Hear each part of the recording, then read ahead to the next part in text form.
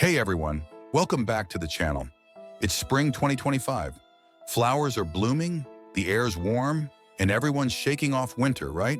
But not every spring story has a happy ending. This story comes from a woman named Sarah, who sent me this in March 2025. She's 32, married to Tom with 2 kids, Ella, 7, and Max, 5, a typical suburban crew from Detroit. They'd been cooped up all winter, so they decide to kick off spring with a weekend trip, renting a cabin in northern Michigan. It's this rustic log setup, pine walls, big windows with a view of woods just starting to green up, a little lake shimmering nearby. They're thrilled. City life's been a grind, and this is their reset. They pull up Friday night, tires crunching gravel, air crisp with that spring bite. Stars are out, kids are buzzing, perfect escape. They haul in bags, Ella and Max tearing around the place, Tom wrestling with firewood for the stone fireplace. Sarah heads to the loft to set up sleeping bags. 2 little ones for the kids, 2 bigger ones for her and Tom. But there's a 5th, rolled tight in the corner by a dusty window. It's old, faded blue, patched with duct tape. Smells musty like damp earth, but it's warm to the touch like someone just climbed out. She frowns, calls down, "Tom, they leave junk up here?" He yells back, "Probably last renters. Toss it." She shoves it aside, figures it's nothing, gets the kids settled. Dinner's hot dogs over the fire. Then they crash hard. Long drive, fresh air, lights out by 10. Around 2 a.m., Sarah jolts awake. Footsteps outside, soft but deliberate. Crunch, crunch, crunch on the gravel path. She nudges Tom, whispering, "You hear that?" He groans, half asleep. "Dear babe, go back to bed." But it's not random. It's circling the cabin, steady, like a patrol. Then a whisper, low, raspy, through the thin pine walls. "Sarah! Tom!" Her stomach drops. She grabs his arm. "That's no deer." Tom's up now, bleary-eyed, stumbles to the window. Nothing, just trees swaying in moonlight, lake glinting far off. The kids are still out, thank God. Ella's snoring, Max clutching his teddy. The footsteps keep going. Crunch, crunch. Then that whisper again, closer by the door. "Sarah, Ella." She's shaking, grabs her phone. No bars, middle of nowhere. Tom's muttering, "What the hell?" Checks the locks. Deadbolts solid, windows latched. The sound loops, around the porch, past the shed, back to the front. Then it stops. Dead silence, just their breathing. Sarah's heart's pounding. She's thinking, bear? Drunk locals? But that whisper knew their names. They huddle downstairs by the fire, kids between them, till dawn creeps in. Pink light, birds chirping, normal again. Sarah checks the loft first thing. That 5th sleeping bag's gone. No trace, not in the corner, not under the kids' stuff. Tom laughs, shaky. Wind must have messed with us, or I'm losing it. They walk the property. Muddy prints circle the cabin, human-sized, barefoot, too big for deer. The trail leads to the shed out back, rusted, padlocked, no key in the rental packet. Tom grabs a crowbar from the car, pries it open, empty, dirt floor, cobwebs, a stale damp smell. No bag, no clues. Ella's whining, "I want to go home." Max is quiet, too quiet. They pack up by noon, cut the trip short. Driving out, Sarah glances back in the rear view, swears she sees a shadow by the shed, tall, still, watching through the trees. They never figure out who or what knew their names. Tom jokes about it now. Sarah doesn't. Spring getaway? More like spring nightmare fuel. This one's from Jen and Mark. They're in their 40s, just moved to a fixer-upper in rural Oregon. Small house, huge backyard, perfect for their dream spring garden. It's mid-March, frost's gone, soil's soft. They're stoked to plant tomatoes, basil, maybe some flowers. First weekend, they're out there, shovels in hand, turning earth under a weak sun. Jen's digging a bed near the fence when her shovel clangs. Metal, not rock. She scrapes it free. A rusted locket, dime size, crusted with dirt. Pops it open. A black and white photo, blurry face, no eyes, just blank sockets staring back. Mark's like, "That's creepy as hell. Old tenant's trash?" They set it on the porch railing, keep digging. That night, windows open for the breeze, Jen's in bed reading. Mark's already out. Midnight hits, she hears rustling, soft, like footsteps in the yard. She peeks through the blinds. The garden's messed up, soil in perfect circles, like someone pasted out. She wakes Mark. Something's out there. He grabs a flashlight. Nothing, no wind, no critters, just those weird rings. Next morning they replant. Takes an hour to fix. Mark's joking. "Raccoons with OCD?"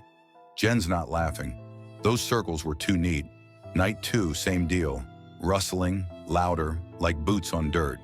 She checks. Circles again, tighter, spiraling in. Mark's annoyed, sets up a cheap trail cam from his hunting gear, points it at the garden, goes to bed. Morning, they review it. 1:47 a.m. Dirt shifts, circles form, but nothing's there. No shadow, no blur. The locket's back too. Middle of the spiral, open, photo still eyeless. They're rattled. Mark trashes it. "We're done with this thing." Next night, silence, relief. Then 3 a.m., scritch, scritch, like nails on glass. Jen bolts up, flashlight out. Garden's a grid now. Locket back in the center, open, photo clearer. It's their house, wraparound porch, their car in the drive. Impossible, right? Mark's shaking. "This isn't old, it's us." They burn it, fire pit, gasoline, melts to a lump. That night, no rustling. Sleep comes uneasy. Dawn breaks. They step out. Garden's dug up. One word scratched deep in the dirt. "Watch." Jen's crying. Mark's on the phone with a realtor. They're out.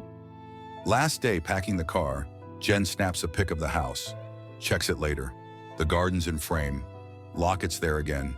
Unburned, open. They move by April. New owners can deal with that plot. Jen swears the photo wasn't vintage. It was taken that week. Spring gardening? More like spring surveillance. This one's from Alex, 17. He's a junior in a small Ohio town, works part-time at a greasy diner. Fries, milkshakes, late shifts. It's late March, spring rains are brutal. Streets slick, drains clogged. One night he clocks out at 10 p.m. Sky's a mess, pouring buckets. His usual walk home's underwater. Main Street's a river, so he cuts through an alley off 3rd. It's narrow, brick walls hemming him in. Water ankle deep, sloshing over his sneakers. He's got his hoodie up, phone flashlight bouncing off puddles. Miserable but quicker. Halfway through he hears it. Splash, splash. Behind him, faster than his steps. He stops, turns. Nothing. Just ripples spreading in the murk. Echo, he thinks, keeps going. But it's back. Splash, splash, splash. Closer, matching his pace. He spins, phone up. Empty alley, water still settling. His heart's thumping now. Kids pranking? But it's too late, too dark. He picks up speed. Water's shin high, soaking his jeans. The splashing's right behind. Splash, splash. He stops, snaps a selfie over his shoulder. A blurry figure in the frame, hunched, soaked, inches from his back. He bolts, water dragging, lungs burning, splashings on his heels. He stumbles out to the main road, streetlights flickering, panning like crazy. Checks the photo, figure's gone, just him, wide-eyed, alley black behind. No signal to call his mom. He trudges home, soaked, shaking. Next day, rain stopped. He walks the alley, dry now, except one puddle where he'd paused. A kid's shoe floats there, blue, waterlogged, laces undone. He stares. Nobody's kid lost a shoe. Diner folks say it wasn't there yesterday. That night, he dreams of splashing, wakes to wet footprints by his bed, small, trailing to his window. Locked, but the sill's damp. He skips the alley after that. 2 weeks, no rain, no issues. Then April hits, another storm. He's at the diner closing up, takes the long route. Hears it anyway. Splash, splash, faint from a block away. He runs, doesn't look back. Next morning, his mom finds a soggy note under the door. Alex in smudged ink, no shoe this time. Spring showers, more like spring stalkers. This one's from Lisa, 28. She's a florist in Virginia, obsessed with spring. Cherry blossoms, tulips, the whole deal. Lives alone in a ground floor apartment, big windows facing a park, trees bursting pink by April. She's up late one night, arranging bouquets for a wedding, petals everywhere, scissors clicking. Around 11 p.m., she glances out, movement under the park's cherry trees. It's dark, streetlights dim, but there's a shadow, tall, still, blending with the trunks. She squints. Dog walker? Drunk? Goes back to work. Next night, same time, shadows back. Closer, by the park bench, motionless. She closes the blinds, locks the door. Uneasy, but it's a city. Weirdos happen. Third night, she's watering plants, peeks out. Shadows at the playground now, halfway to her building. She grabs binoculars from a junk drawer. Can't make out a face, just a dark coat, head tilted her way. Her stomach twists. Watching me? She double-checks the locks, sleeps with a lamp on. By week 2, it's clockwork. 11 p.m. Shadows closer each time. She calls her brother, Matt. I'm freaking out. He's over next night. Big guy, skeptical. Probably nothing. They sit, lights off, watching. 11 p.m. Shadows at the curb. Closest yet, maybe 20 feet from her window. Matt snaps a pic with his phone. Grainy, but it's holding something. Pink blooms, cherry blossoms. Lisa's like, that's not random. Morning comes, a bouquet's on her doorstep. Blossoms, twine-tied, no note. She's shaking. Nobody knew she was home that night. Next evening, she's on edge. Shadows back, right by her window, flowers in hand. She hears a tap, tap, tap, on the glass. Blinds are down, she doesn't look. Calls 911 instead. Cops take 20 minutes. Shadows gone, but petals are scattered under the sill, muddy prints on the bricks. They patrol, find nothing. No cameras in the park. She crashes at Matt's, moves out a week later. New tenant texts her a month on. Found a wilted bloom taped to the door. No sign of forced entry. Spring flowers? More like spring obsession. This last one's from Ben, 45.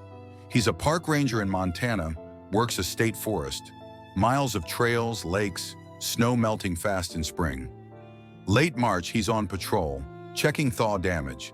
Mud's thick, streams rushing, air's sharp. He's on a remote trail when he spots a deer skull.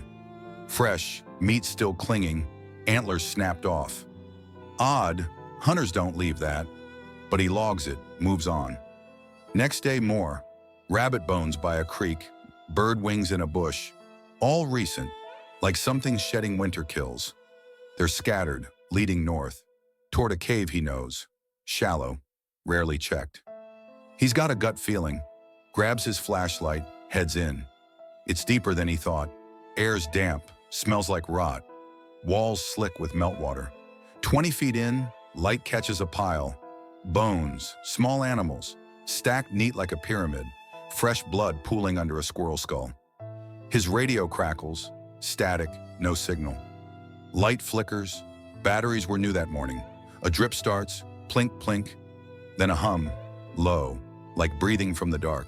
He backs out, fast. Bear den? But no tracks, no scat. Next shift, he brings Jen, a rookie ranger. Cave's empty, bones gone, just wet rock and that smell. That night, he's home, 30 miles from the park, wakes to a thud on his porch. Flashlight out, deer skull, antlers wired back on, blood still wet. He calls Jen. Her truck's parked outside her place. Rabbit bones under the wipers, feathers stuck in the grill.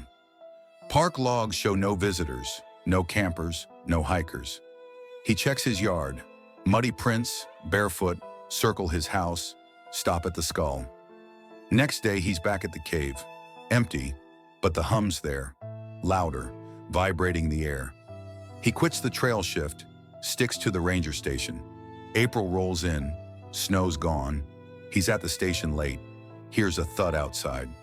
Deer antler on the steps, no skull, dripping red. Jen finds a bird wing in her locker. Nobody's been in there. Spring thaw? More like something waking up, and it knows where they live.